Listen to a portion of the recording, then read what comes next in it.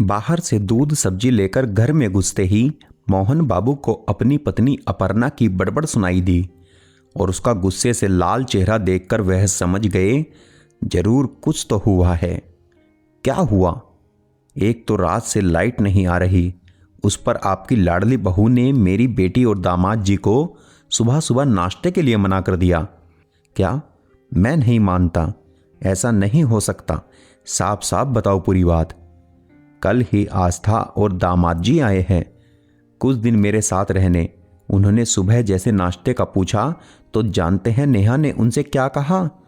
नाश्ता नहाने के बाद ही मिलेगा, और जबकि उसे भी मालूम है कि वहाँ उनके यहाँ सुबह 7 बजे तक नाश्ता कर लेते हैं।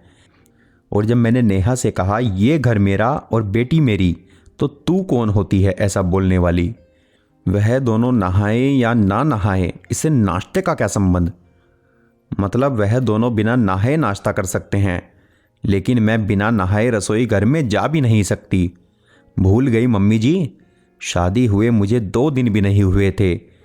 अपने लिए बाटी क्या बनाने रसोई में चली गई तो आपने पूरा घर सर पर उठा लिया था।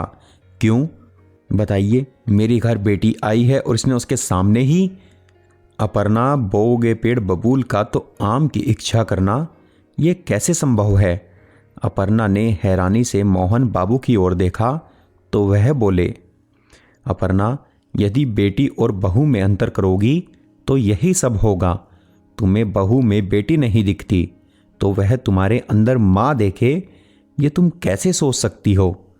बहू भी तो बेटी होती है, और वो अपने घर परिवार, सगे माँ बाप, भाई बहनों को छोड़कर एक अनजान परिवार को अपनाने आती है। और यदि वहाँ उसके साथ फर्क किया जाए तो वह कैसे दूसरे परिवार को अपना पाएगी?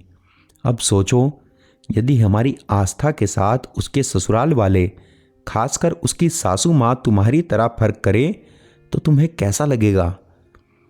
अपर्णा की आंखें शर्मिंदगी से भीग गई। तभी मॉर्निंग वॉक से लौटे उनके बेटे सुमित ने घर में प्रवेश किया और बोला, माँ ये लीजिए गर्मा गर्म नाश्ता। अपर्णा ने देखा सुमित के हाथों में सबके लिए नाश्ता था। माँ को हैरान देखकर सुमित बोला, माँ, मुझे नेहा ने फ़ोन करके कहा दीदी और जीजू के लिए नाश्ता ले आए। इतनी सर्दी है और वह आपके नियम अनुसार नहाए बिना रसोई घर में नहीं जा पाएगी क्योंकि लाइट रात से गई हुई है। अपर्णा ने मोहन बाबू की ओर देखा और वो तेजी से नेहा के कमरे की ओर बढ़ गई। कुछ ही देर में अपर्णा और नेहा सास बहू नहीं बल्कि माँ बेटे की भांति एक दूसरे से हंस बोल रही थी, क्योंकि देर सबेर अपर्णा को समझ आ गया था कि सम्मान पाने के लिए सम्मान देना भी जरूरी होता है। दोस्तों, कहानी पूरी सुनने के लिए धन्यवाद। आपको कहानी कैसी लगी और इस कहानी से आपको क्या शिक्षा मिली, यह हमें कमेंट बॉक्स में ज़रूर बताएं।